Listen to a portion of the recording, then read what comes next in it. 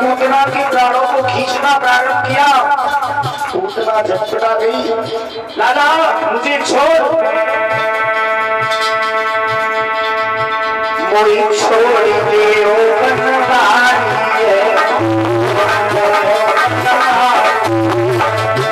तेरी लाल पहचानी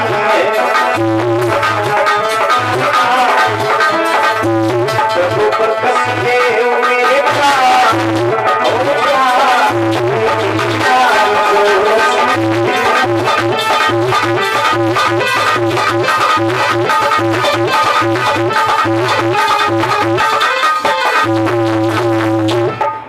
आज मेरी भैया भगवान से बार बार निवेदन कर रही है। भगवान ने कहा पूतना पहली बात तो मैं किसी को पकड़ता नहीं, चाहे भक्त हो या दुष्ट हो, पहले मैं किसी को पकड़ता नहीं हूं और एक बार पकड़ लेता हूं तो फिर महाराज दोबारा उसे छोड़ देते।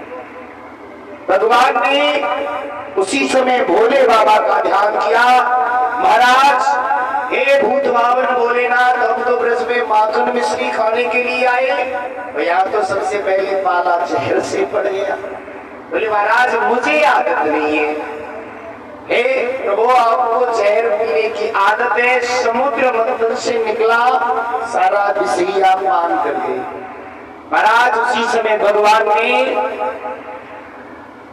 इसके साथ में पूतना के प्राणों को खींचा और महाराज पूतना अपने विशाल रूप में आ गया और ब्रज से बाहर निकली, गोकुल से बाहर जाकर के यमुना किनारे पूतना चोर की आवाज करते हुए जमीन पे गिरी। बोली गोविंद भगवान की। माता भाई बंधुओं, आज ब्रजवासियों ने सुना तो महाराज जो पूतना को काट करके जलाया गया ना, तो पूतना के शरीर से महाराज बड़ी सुगंध निकली। विचार करना, विचार करने वाली बात है। महाराज एक राक्षसी के शरीर से सुगंध आई, क्यों?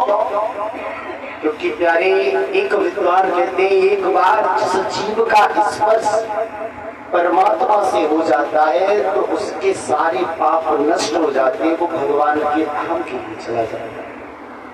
परीक्षित महाराज ने प्रश्न कर दिया, बोले महाराज ये पूतना ठीक हो? समझाया।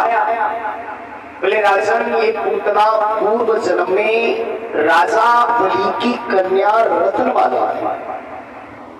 जिस समय वामन भगवान अवतार लेके बलि के द्वार पर पहुंचे, जब कदम पृथ्वी मांगने के लिए पहुंचे, वामन भगवान का छोटा सा रूप देखा। वामन अंगुल के भगवान है, गले में माला सुशोभित हो रही है, ये क्यों परीत पड़ा हुआ है।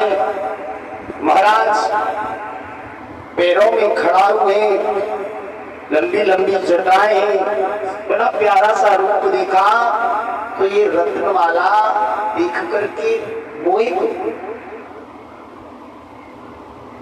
भगवान से ध्यान करने लगी। प्रभु अगर ऐसा लाला मेरे होता तो मैं उसको गोदी में लेती और अपना स्तनपान कराती। परीक्षित महाराज भगवान घट घट नहीं जानने वाले हैं।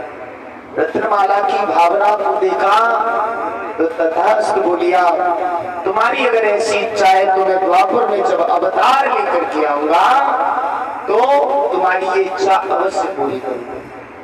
लेकिन महाराज जैसे ही वामन भगवान ने 3 कदम में तीनों लोक नाप लिए,